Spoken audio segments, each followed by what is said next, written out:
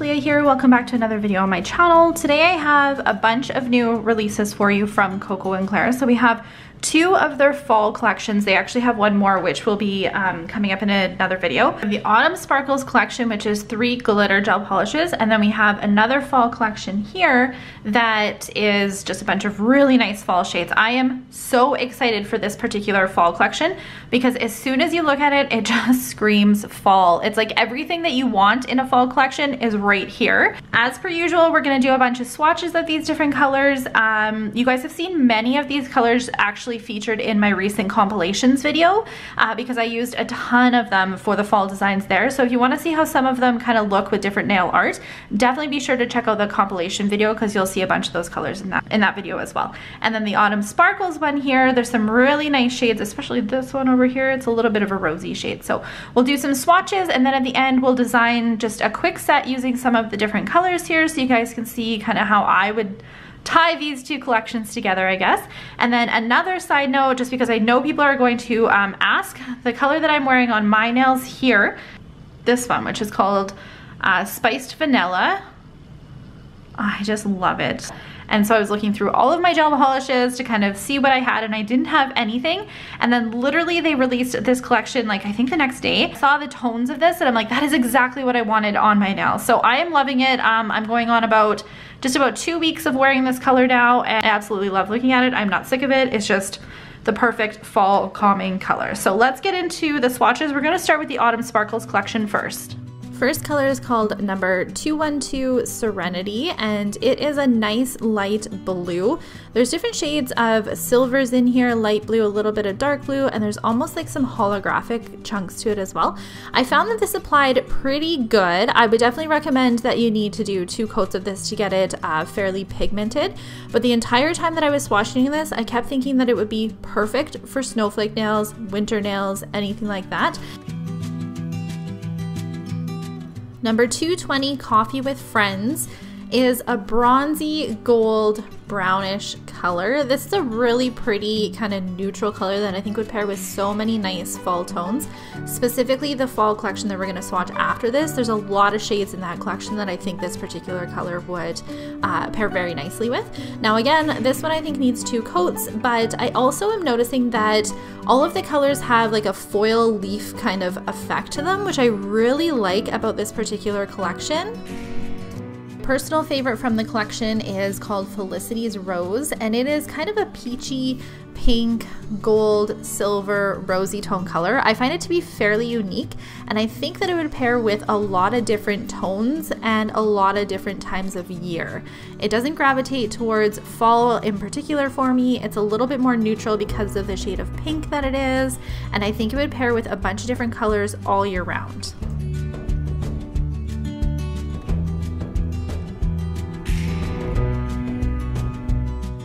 On to the large fall release now. We have 251 Dirty Chai, and this is your mustard yellow, but it is a little bit more of a bright mustard yellow. I found that it went on in a really nice application in 2 thin coats, and I feel like this color is definitely something that would be a staple for fall time, but because it has a little bit more of that bright hue, you could definitely use it for spring, for summer as well.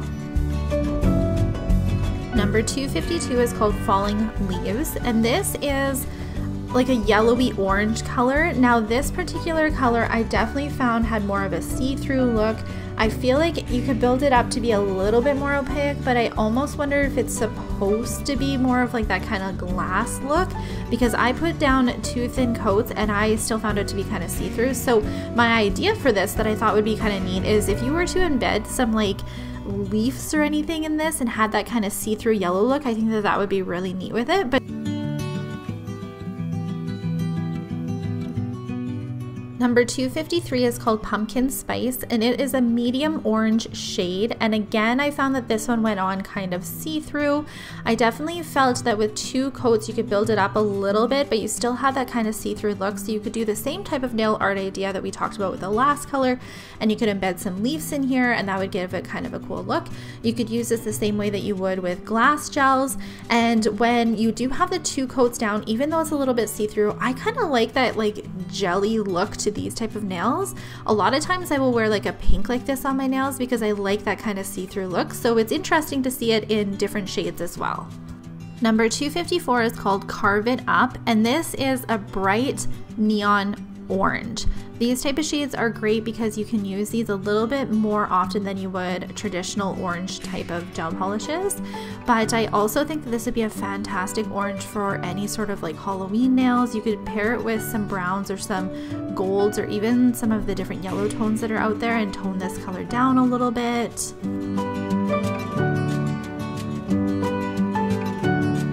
Number 255 is called Salted Caramel, and truthfully, this is not the prettiest color. I'm actually going to use it in the tutorial just to give you guys an idea of how to use it or how to tone it down a little bit. But it is a yellowy browny green, and when I was applying it and when I did the tutorial, I was like, you know what, I actually might want to wear this on my nails. So we'll see how I feel about it when it comes time to redo my nails.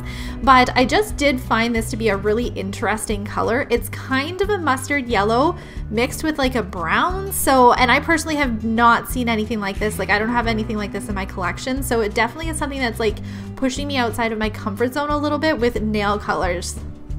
Number 256 is called Spiced Vanilla, and it is a creamy orange brown, and it is a nice kind of terracotta brown because it has that orange tinge to it. It is exactly what I wanted on my nails. I just love these type of shades of brown right now for fall. They're so perfect for this time of year. They're great to pair with some of the other bolder, brighter colors that are in this particular collection because when you sit them next to it, it tones it down. But because it kind of has that orange and brown to it, it is a little bit more of a neutral and will pair with so many different shades. Number 257, it's Spicy No, is more of an orange-based brown color, and originally this is what I thought I wanted on my nails, which is why the nails on my left hand look a little bit more orange, because I did this color first and then I went in with number 256 after to kind of tone it down a little bit. I just found with my particular skin tone that this just looked a little bit too orange on me and I just wasn't loving it, but I do think it is a really nice shade and it is great for fall time as well. It's just a little bit more on the orange side. So if you wanted something that wasn't quite as brown, this might be a good option. Number 258 is called Spiced Rum, and now we're getting a little bit more on the red side. So this is more of like a burnt orange meets a brick red color, if I can describe it like that. It's really interesting because it does look red, but it also has an orange hue to it too. So again, a nice perfect shade for fall time, and I just love the application of this. In 2 thin coats, it was highly pigmented and it went on really nicely.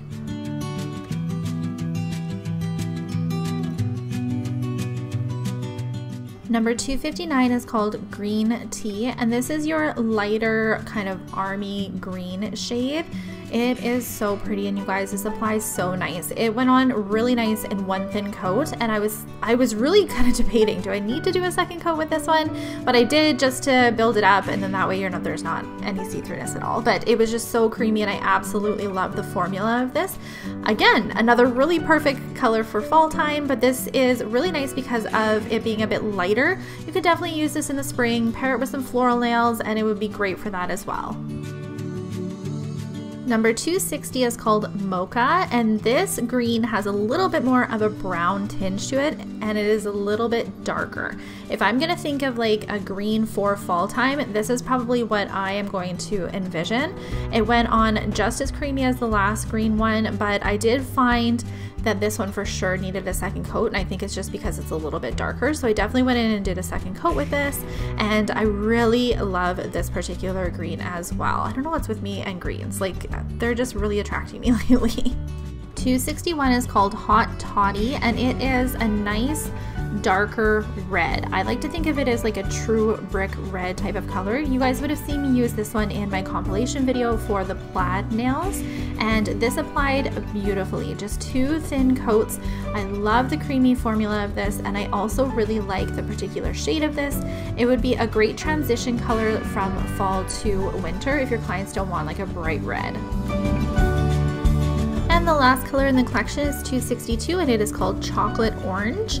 And it is your true burnt orange. It is bright, but also dark. It's got a little bit of a brown hinge to it as well. It would be a great Halloween orange, a great orange for fall time. It is just the perfect shade of orange, I feel like.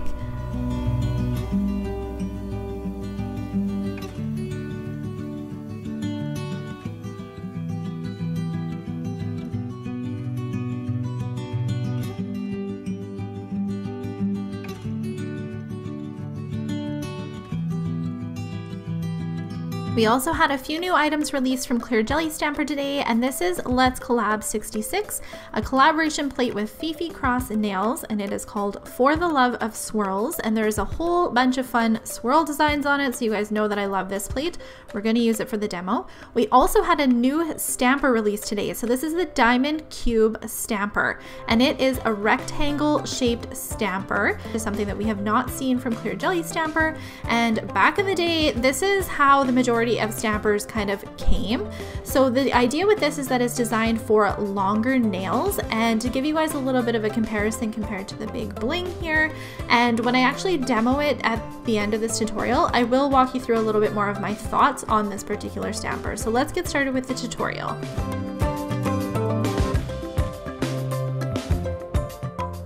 I knew that I for sure wanted to use this Coffee with Friends color, and I decided to put this on my model's ring finger. That way it's just kind of an accent. It's not the focal point of the entire nail design, but it'll allow me to tie some different shades that are in this particular color to the rest of the design. So I'm going to do 2 thin coats on this nail. I knew I wanted to tie in some green colors in this design just to make it a little bit more fall too, so I'm going to take some of that green tea and put this all over the pinky nail. Now originally I just did 1 coat because it is fairly pigmented, but I did end up going in and doing a second coat. And then on both the pointer finger and the middle finger, I'm going to take this salted caramel color just because I wanted to force myself to use it. And I actually really liked how it turned out, which is why I'm like, maybe I will wear it on my nails at some point. But this again just went on in such a nice way. It is 2 thin coats and I got it to be very pigmented. And one of these nails we're eventually going to make matte, and you guys are going to see that that turns out really nice. This color looks fantastic matte.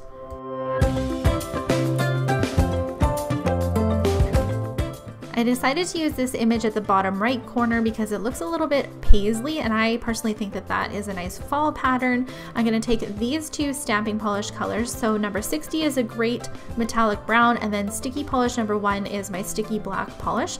I'm also going to take this green chrome, and I'm just going to put this all over my big Bling stamper that I use for chrome. And this wasn't necessary. I didn't need to use such a big stamper for it, but I truly wasn't sure if I was going to do the outline or the center first, which is why I did such a big area like this. I'm just going to quickly walk you guys through what I'm doing here, and then I'm going to talk about the stamper. So I'm going to take some of the brown stamping polish, stamp this as my outline, and then I'm going to go over top of it with a matte top coat.